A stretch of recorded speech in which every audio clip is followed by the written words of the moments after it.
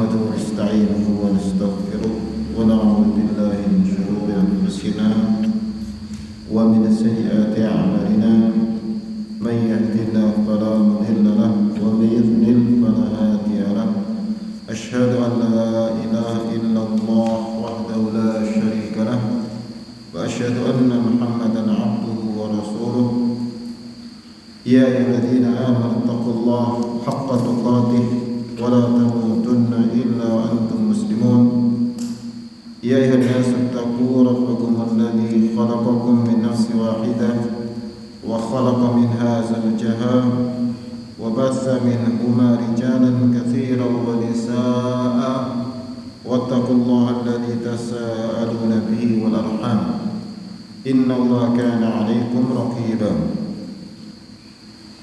يا أيها الذين آمنوا اتقوا الله وقولوا قولا سديدا يصلح لكم أعمالكم ويغفر لكم ذنوبكم ومن يطع الله ورسوله فقد فاز فوزا عظيما أما بعد فإن خير الكلام كلام الله وخير هدي محمد صلى الله عليه وسلم وشر الأمور محدثاتها وكل محدثة بدعة وكل بدعة ضلالة وكل ضلالة في النار. Alhamdulillah rahimakumullah wa a'azakumullah. Alhamdulillah kita bersyukur pada Allah Azza wa Jalla yang senantiasa memberikan kenikmatannya pada kita semua, memberikan kekuatan pada kita untuk menjalankan tugas sebagai hamba Allah Subhanahu wa taala. Dan alhamdulillah kita bisa dipertemukan kembali di dalam majelis dari kitab Sahih Al-Imam Abil Husain Muslim Ibn Hajjaj Ibn Muslim Al-Qushayri An-Nisaburi rahimahullah ta'ala. Dan kita masih dalam pembahasan kitab Al-Iman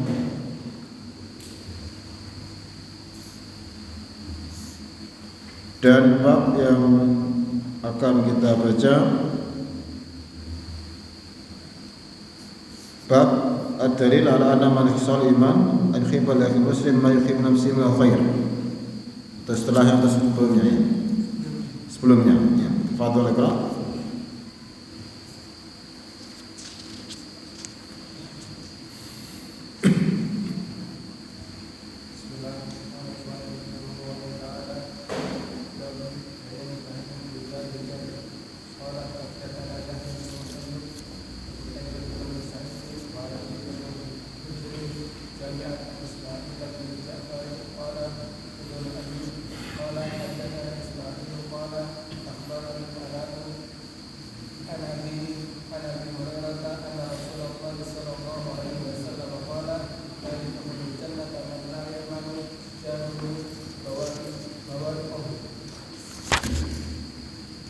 Nah, kalau Malik rahimahullah ta'ala bab bayani tahrim idza'il jar,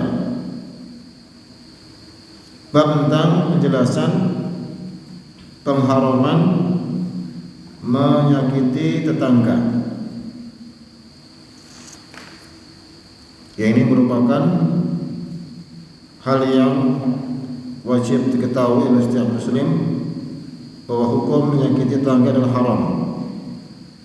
Rasulullah SAW mengharamkan seorang muslim menyakiti tetangganya dalam bentuk gangguan apapun, yang ini merupakan hal yang diharamkan oleh Allah dan Rasul-Nya. Dan telah kita baca dalam bahasan yang sebelumnya bahwa termasuk tanda kesempurnaan iman ketika seorang muslim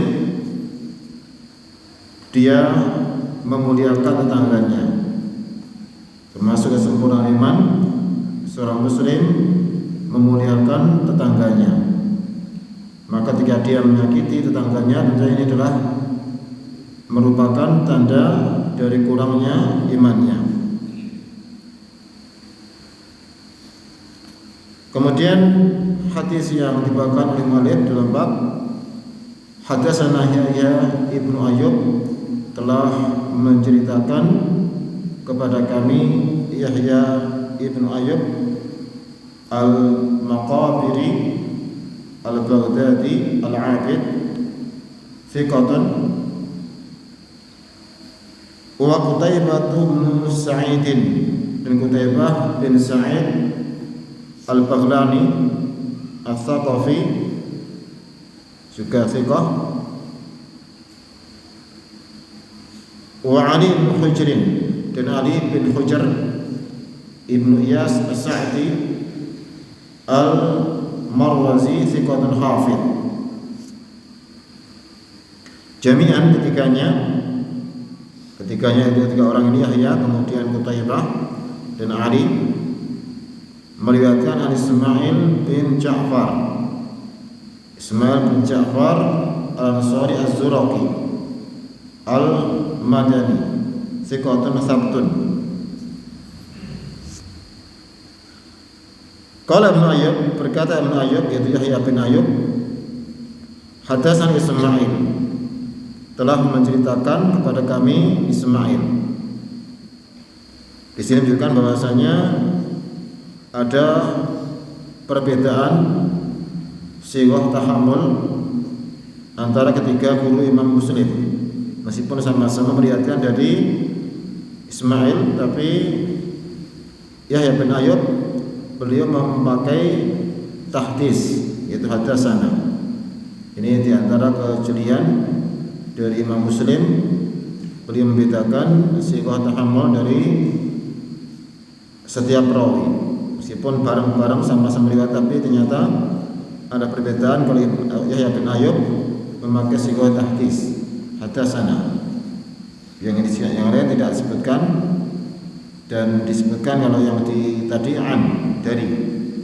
Berarti yang dua mungkin an, kalau yang satu Yahya bin Ayyub pakai hadatsana. Dan tentunya sighah tahdits ini lebih tinggi tingkatannya dibandingkan sighah an-ana. Maka di sini disebutkan hadatsana pakai tahdits. Ini Yahya bin Ayyub. Qala akhbarani Allah, dia berkata telah mengkabarkan kepadaku Al-Alla bin Abdurrahman Al-Khuraqi. Al-Alla bin Abdurrahman Al-Khuraqi, yang dia disebut sadukun rubama wahim, kata belajar. Sadukun rubama wahim. An Abi, dari Abi itu Abdurrahman bin Ya'qub Al-Juhani Al-Madani Al-Khuraqi juga, maula Khuraqah, thiqah. Ini salah seorang tabi'in. An Abi Hurairah, dari Abu Hurairah Abdurrahman bin Sakhr Ad-Dawsi radhiyallahu anhu, sahabat yang masyhur, hafidzus sahabah, rawiyatus sunnah, sahabat yang paling banyak meriwayatkan hadis dari Rasulullah sallallahu alaihi wasallam. Anna Rasulullah sallallahu alaihi wasallam qala, Rasulullah sallallahu alaihi wasallam bersabda, la yadkhulul jannata, tidak akan masuk surga atau tidak masuk surga, mala ya'manu jaruhu bawa'iqahu, orang yang tetangganya tidak merasa aman dari gangguan-gangguannya atau dari makar-makarnya. Ini kata Imam Nawawi ketika menyebutkan tentang arti bawa'iq. Bawa'iq jamu ba'iqah, hiya al-ghailah wa dahiyah wal fatku, upaya sabotase atau makar atau upaya untuk membunuh. Ini arti dari bawa'iq. Yang hadis ini dengan Rasulullah sangat tegas bahwa orang yang tetangganya tidak aman dari gangguan-gangguannya yang berat atau yang membahayakan, apalagi yang jelas ini perkara yang sangat tidak pantas, maka dia tidak akan masuk surga. Ini diantara hal yang menunjukkan tentang haramnya mengganggu tetangga, bahwa orang yang mengganggu tetangga tidak akan masuk surga. Ini nas yang sharih, yang sangat jelas, ancaman keras dari Rasulullah SAW terhadap orang yang mengganggu tetangganya atau tetangganya tidak merasa aman dari gangguannya. Karena mestinya kalau tidak merasa aman, ini mesti ada indikasi, ada hal-hal yang menyebabkan dia tidak merasa aman. Kalau misalnya tidak berbuat apa-apa, baik-baik saja, mestinya dia merasa aman. Ketika sudah terbukti sering mengganggu, bahkan berbuat makar, maka ini tentunya tetangga tidak akan merasa aman. Dan orang yang tetangganya seperti itu, Rasulullah menyatakan dia tidak masuk surga. Ini jelas bukan tentang bahaya dari gangguan kepada tetangga. Nah, dan kata Imam Qurtubi, arti al-bawa'iq ad-dahiyah allati tubiqu sahibaha, tuhliku, makar yang akan membinasakan pelakunya, yaitu tubiqu tuhliku. Menunjukkan bahwasanya ini memang benar-benar berbahaya tetangga ini. Maka ini orang yang tetangga yang merasa seperti itu, tidak merasa aman dari gangguan bahayanya, dari upaya makarnya, entah pencurian atau perampokan dan semacamnya, maka orang seperti itu tidak masuk surga. Dan ini termasuk diantara nas wa'id, nas tentang ancaman, yang kalau kita menyampaikan kepada orang-orang awam di tempat umum, kita sampaikan sesuai lafadznya. Jadi supaya apa? Benar-benar membekas, benar-benar takut. Jadi Rasulullah mengajar seperti tidak akan masuk surga orang yang tidak merasa aman dari gangguannya. Ini kalau kita sampaikan di tempat umum atau di kalangan orang-orang yang awam. Kalau di kalangan thalibul ilmi, mestinya insyaallah sudah mafhum bahwa maksud di sini mestinya bukan berarti dia itu kafir atau kekal di neraka. Ini tidak seperti itu. Ini adalah merupakan nas wa'id yang sesuai dengan kondisinya. Mestinya kalau dia melakukan itu, dia terancam dengan neraka. Apakah dia kekal neraka? Tentunya melihat dari asal keimanannya. Kalau dia masih beriman, tentunya masih ada harapan untuk dikeluarkan dari surga, dari neraka dan masuk dalam surga. Cuma kalau kita sampaikan tujuannya untuk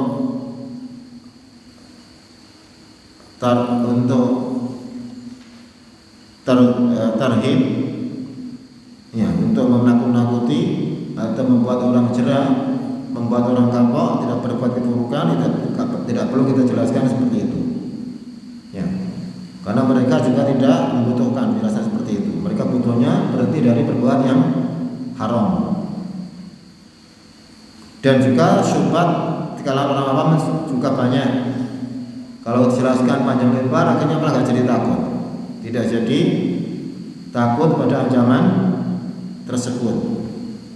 Karena memang juga hati manusia, ya, ini mudah untuk mengikuti keburukan daripada kebaikan. Jika syaitan ikut membisik-bisiki. Makanya ini kita jelaskan kalau secara nas seperti itu, dan secara hukum tentunya sebagaimana nas-nas wa'id yang lain yang sesuai dengan kaidah umum melihat tentang asal keimanannya. Nah, meskipun itu jelas, ini juga siapapun yang melakukan ini adalah berbahaya. Ketika seorang tinggal di satu tempat, kemudian tetangganya tidak merasa aman dari gangguan atau makar, makarnya. Dan ini jelas sekali tentang tahrim ida'il jar, sebagaimana yang dibawakan bab oleh muallif atau oleh Imam Nawawi dalam tabwibnya. Tahrim ida'il jar sesuai dengan babnya. Kemudian juga bahwa menyakiti tetangga minal kabair, termasuk dosa-dosa besar, karena mendapat ancaman neraka, tidak masuk surga.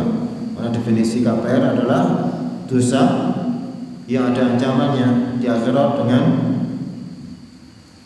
neraka atau laknat, ya, atau yang semacamnya, atau di dunia dengan had, seperti zina ada hadnya, mencuri ada hadnya, itu adalah dosa besar.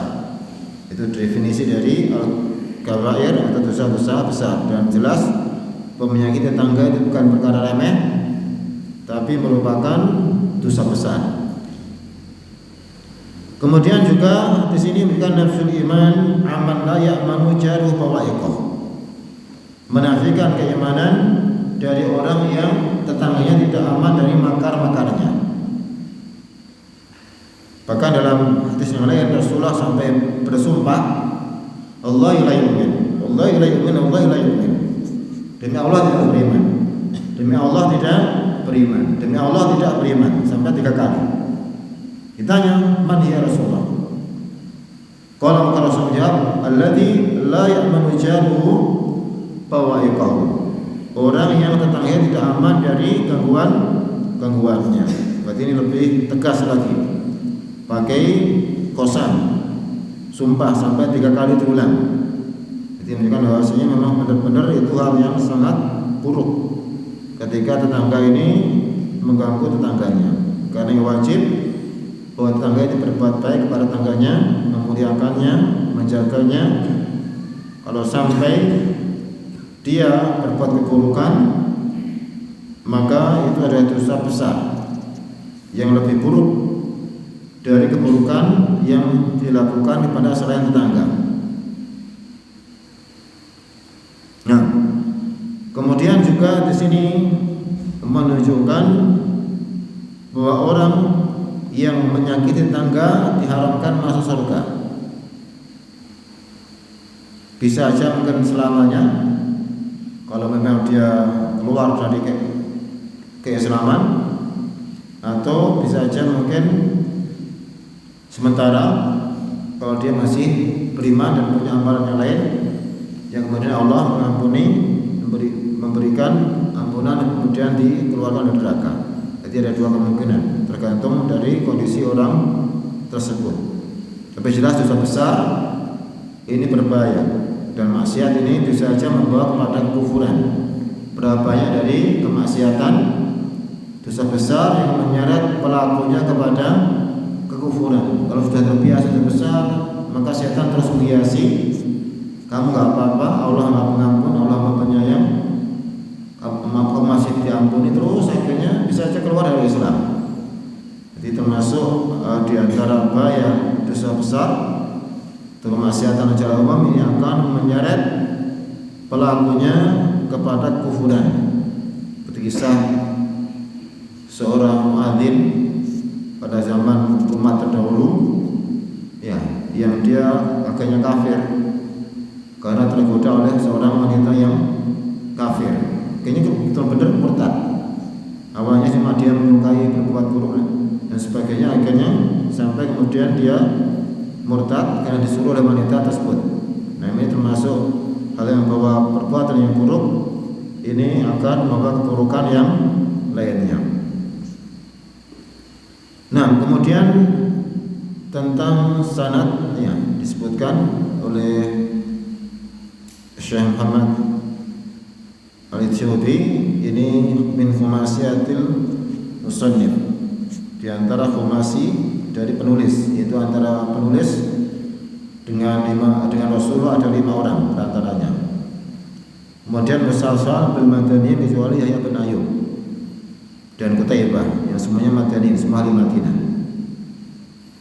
Kemudian riwayat Ali bin Anil Ab, seorang anak dari ayahnya, yaitu Ala bin Abdurrahman dari ayahnya. dan juga tabi'in dari tabi'in. Itu karena ala itu mas tabi'in juga. Nah, ini diantara tentang masalah sanadnya. Nah, dan jelas tentang hadis ini merupakan bab yang sesuai oleh mu'allif tentang tahrim idza ujar, pengharaman dari menyakiti tetangga. Dan yang wajib jelas seorang muslim memuliakan tetangganya siapapun dia, walaupun orang kafir. Kalau dia orang kafir punya satu hak, yaitu hak sebagai tetangga. Kalau dia orang kafir dan kerabat punya dua hak, tetangga dan kerabat. Kalau dia orang muslim punya dua hak, muslim dan hak Islam dan hak tetangga. Kalau dia kerabat juga berarti tiga. Sudah muslim, kerabat, tetangga. Memang benar-benar kalau tetangga ini punya keutamaan atas seorang, dan tentunya di dalam banyak kondisi yang paling dekat adalah tetangga. Juga yang paling diharapkan bantuannya juga tetangga. Bisa saja mungkin dia punya saudara tapi jauh, maka yang paling dekat adalah tetangganya. Maka wajib untuk berbuat baik kepada tetangganya.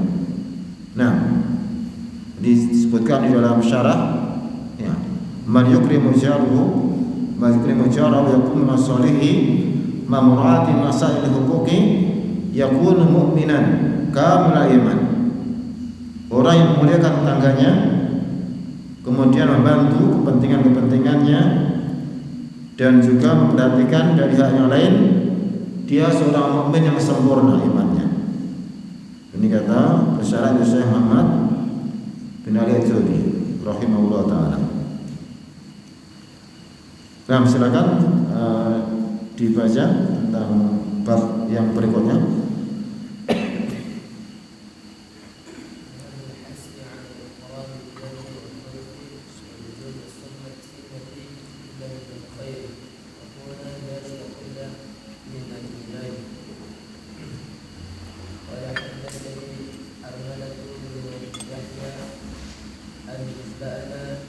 Qala ba'ana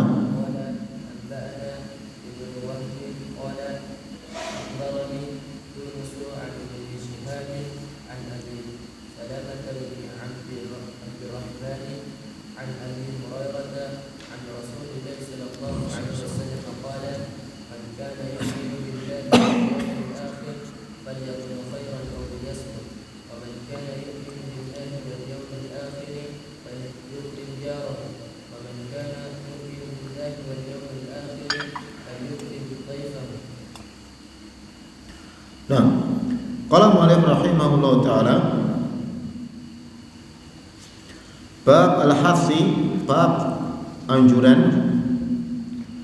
ala ikramil jar, untuk memuliakan tetangga, wa dhaif, dan juga tamu, wa luzumis samti, dan untuk selalu diam, ila anil khair, kecuali dari bicara kebaikan. Wa qawlu dzalika kullihi minal iman. Bahwa itu semua yang tadi disebutkan adalah termasuk dari keimanan. Yang ini adalah beberapa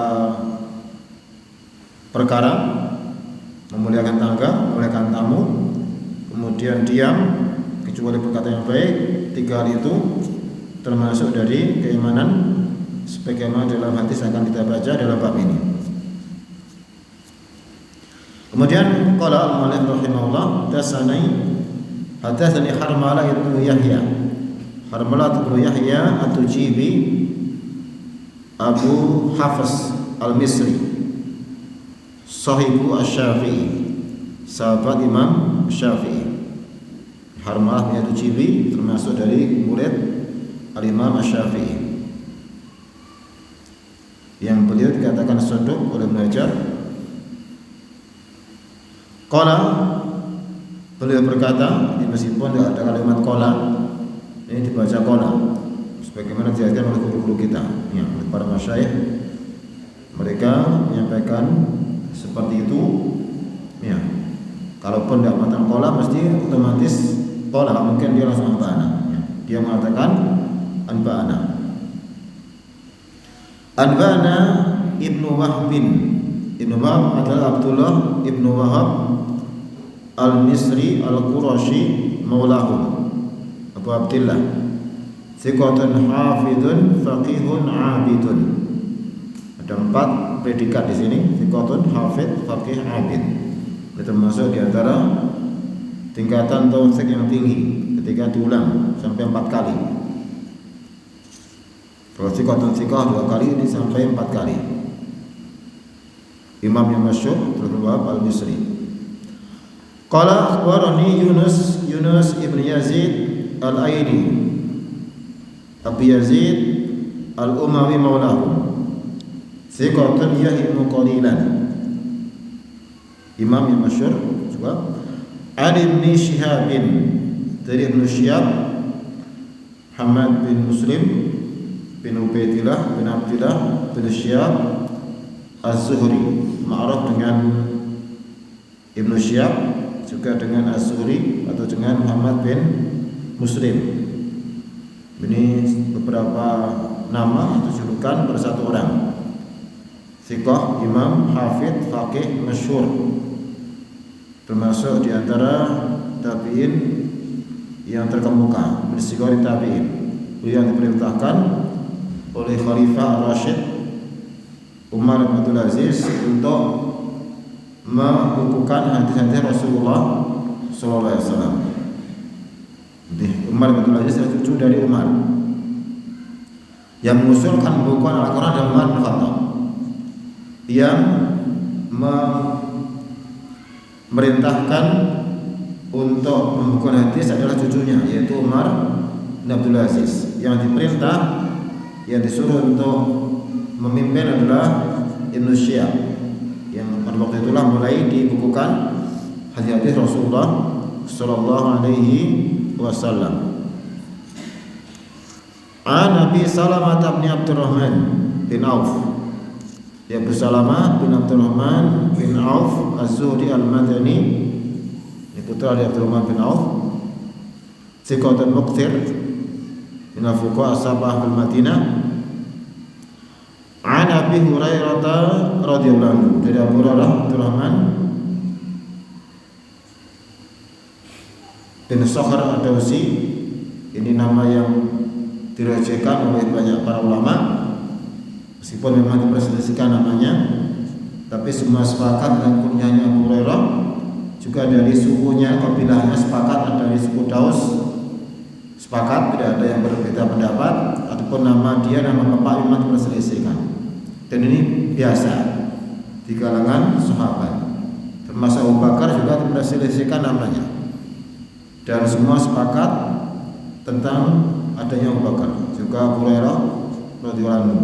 Tidak perlu bingung kalau ada orang yang membuat gaduh dengan mengatakan Abu Hurairah itu orang yang khayalan, fiktif, karena diperselisihkan namanya. Orang Syiah, Rafidhah yang banyak membuat gaduh seperti itu. Nah, beliau sahabat yang mulia, orang yang didoakan Rasulullah dengan hafalan yang tidak lupa, dan orang yang paling banyak melihat hadis dari Rasulullah sallallahu alaihi wasallam.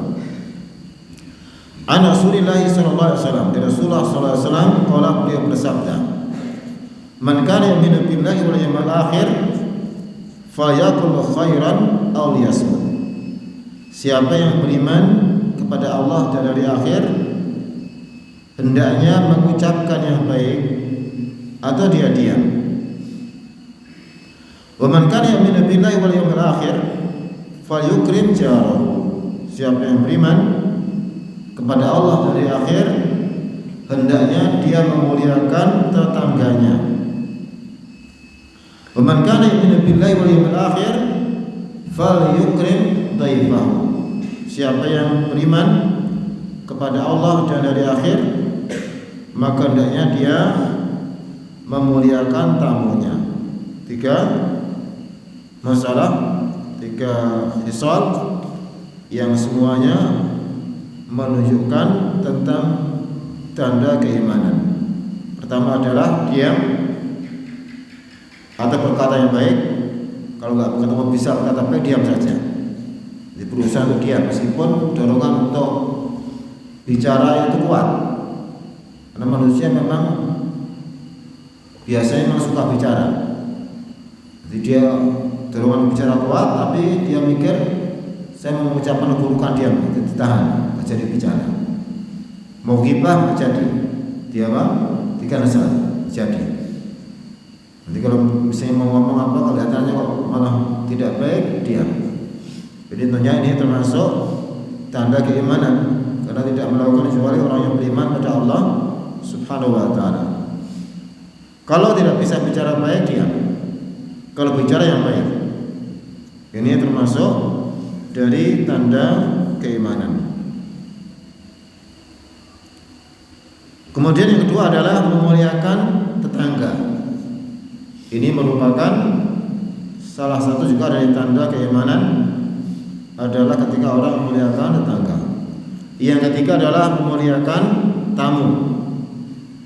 Yang ini juga merupakan tanda keimanan.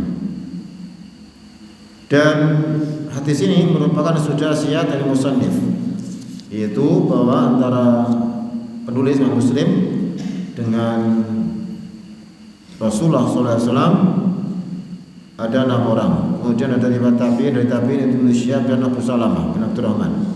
Nah, dan hadis ini diantara faedah yang dibawakan oleh para ulama ya, tentang wajibnya seorang untuk bicara yang baik atau diam.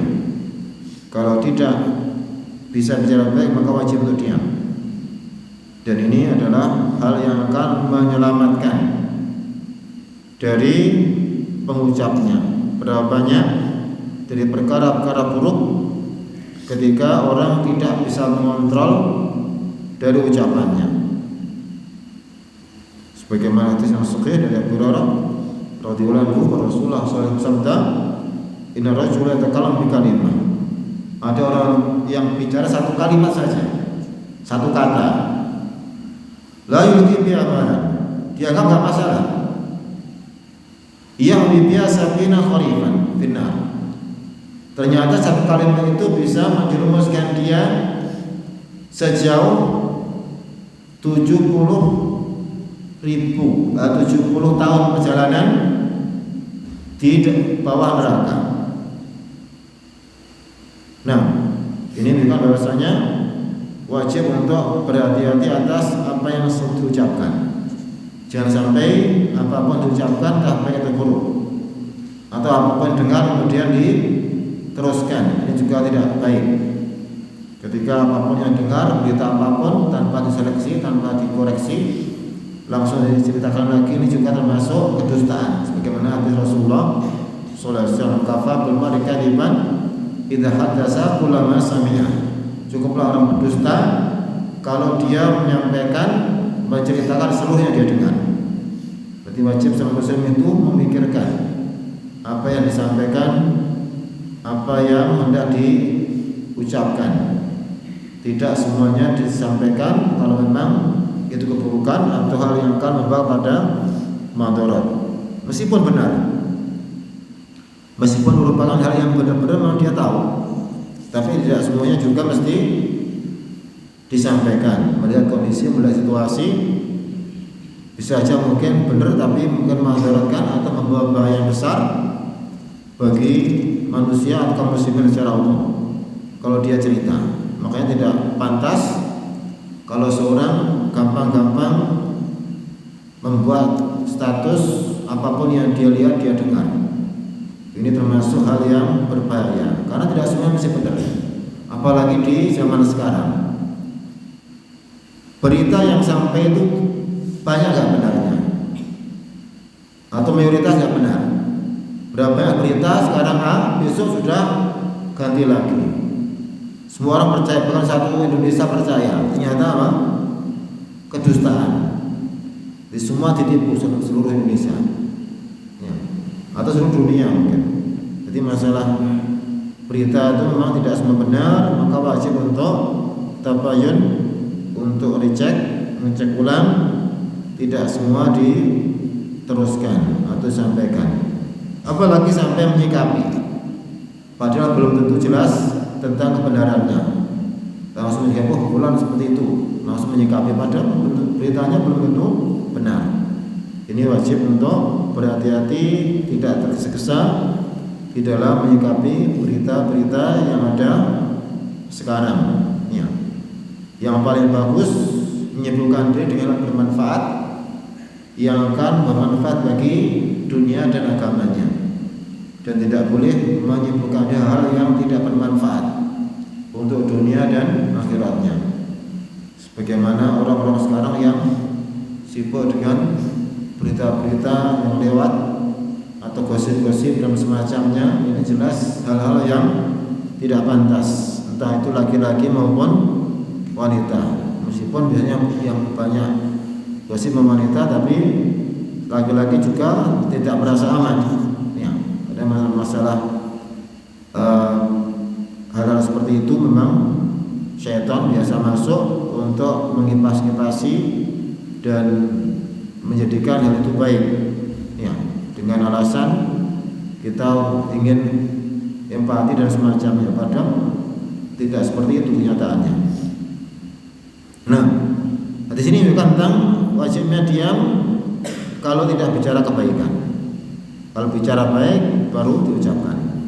Kemudian juga perintah untuk memuliakan tetangga. Sebagaimana perintah memuliakan tamu.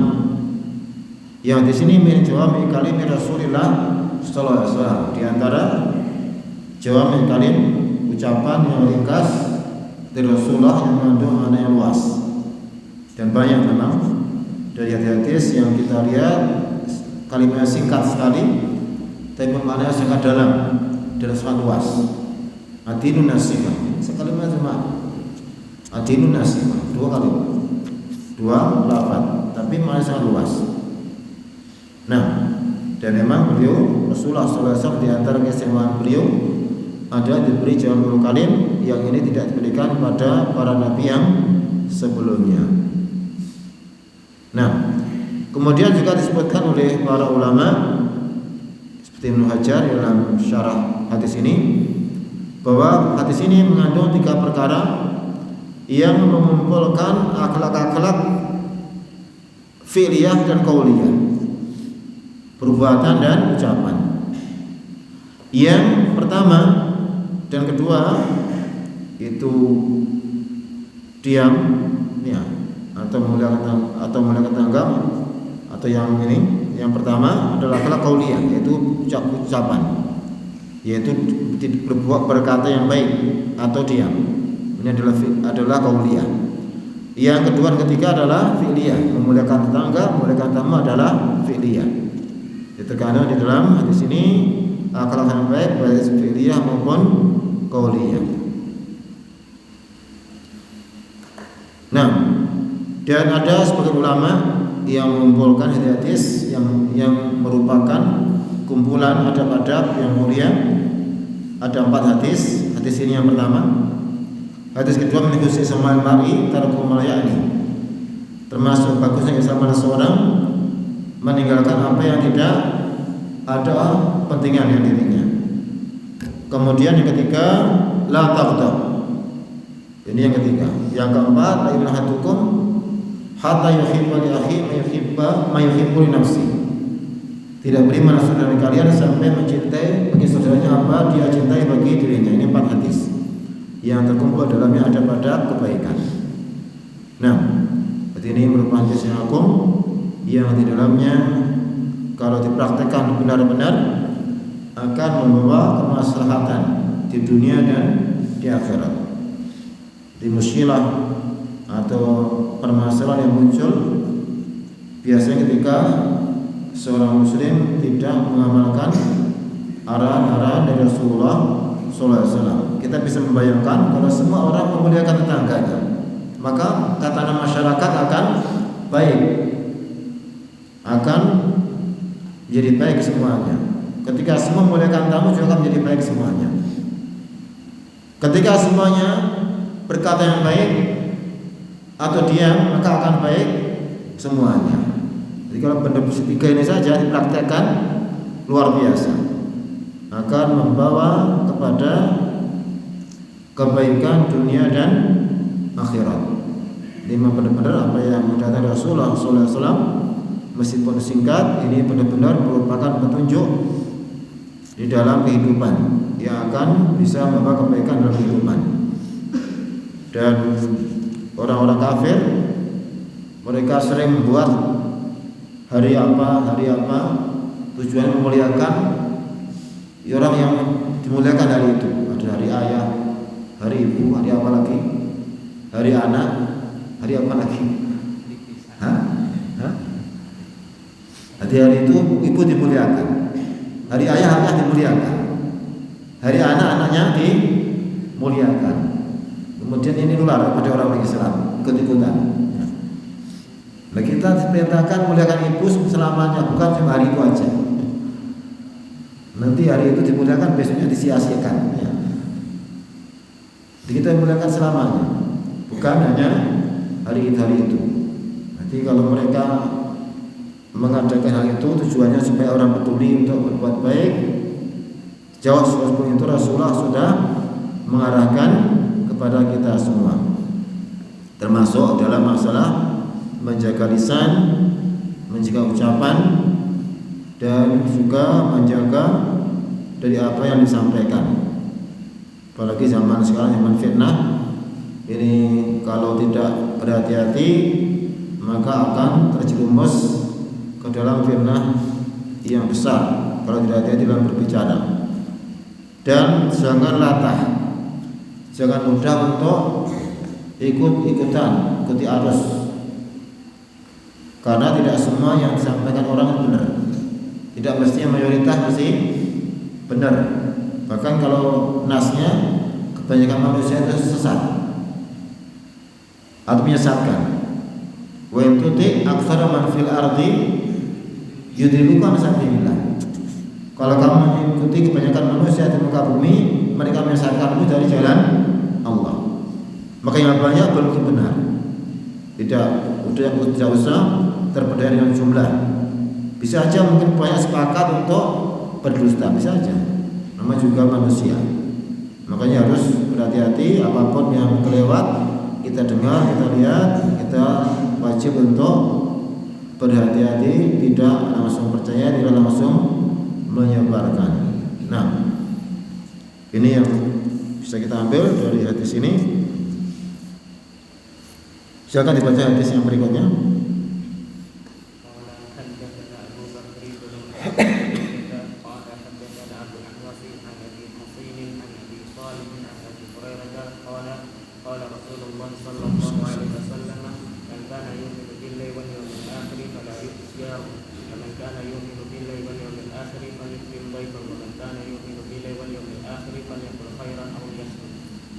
Nah, kalau Malik rahimahullah ta'ala, Abu Bakar Ibn Abi Syaibah telah menceritakan kepada kami, Abu Bakar bin Abi Syaibah, Abdullah bin Abi Syaibah, thiqatun musannif, pemilik kitab musannaf yang masyhur.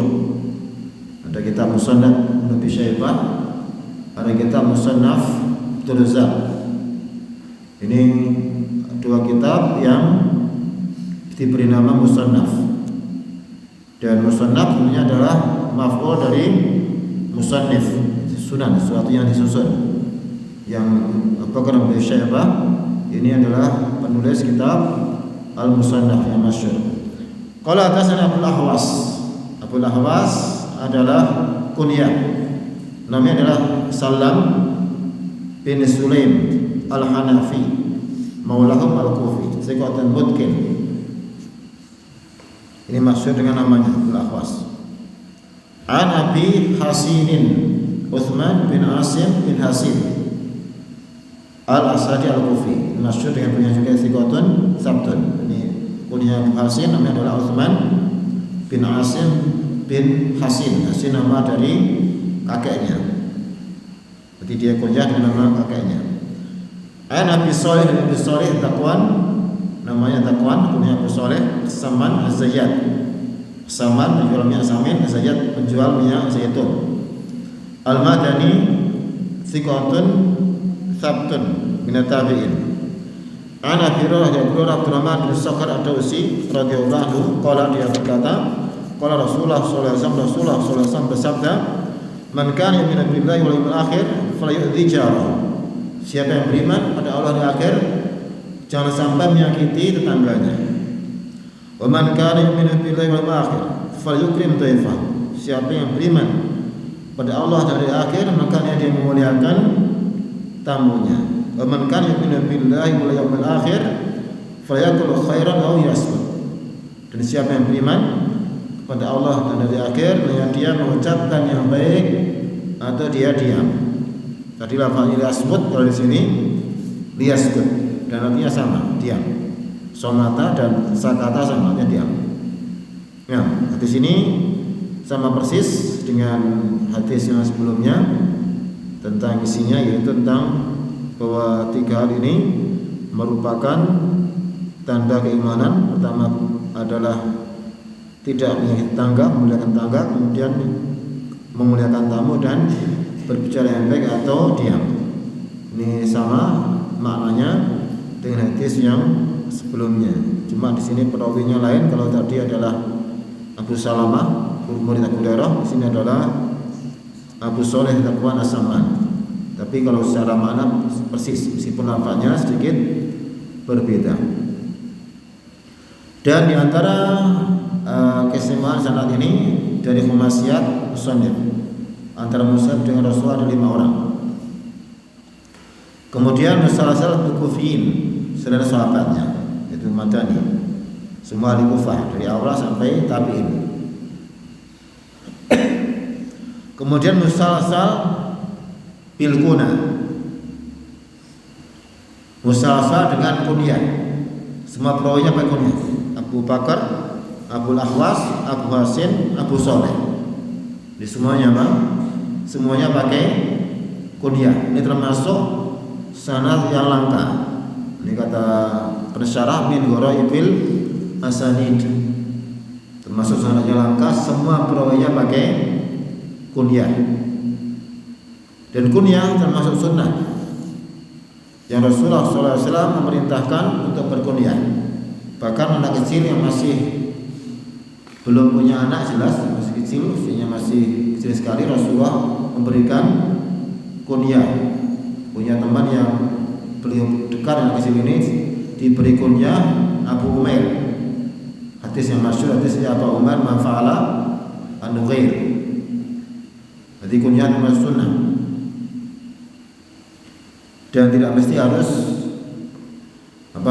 kunyah dengan anaknya, bisa dengan yang lain, sebagaimana yang dilakukan Rasulullah pada para sahabat, memberi mereka kunyah yang tidak ada hubungan dengan anaknya. Seperti Ali bin Abi Thalib diberi kunyah, siapa kunyahnya? Dari Rasulullah, Abu Turab. Ya. Abu Hurairah dengan Abu Hurairah itu apa? Hir, kucing kecil. Ya. Bahwa kucing kecil Rasulullah akhirnya menjuluki Abu Hurairah. Jadi memang kunyah ini tidak mesti sesuai dengan nama anaknya. Umar kunyahnya Abu Hafiz. Pada anaknya ada yang namanya Hafiz, gak ada. Tapi dia kunyah Abu Hafiz. Nah, ini termasuk sanad yang lengkap, yaitu semua perawinya pakai kunyah. Ini diantara keistimewaan dari sanad ini. Nah, masih ada 2 hadis, insyaallah akan kita lanjutkan pada pertemuan yang akan datang.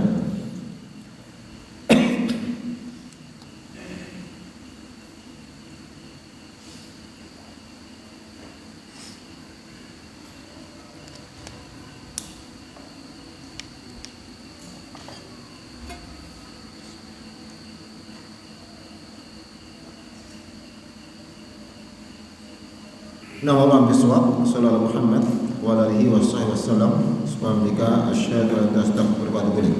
Assalamualaikum warahmatullahi wabarakatuh.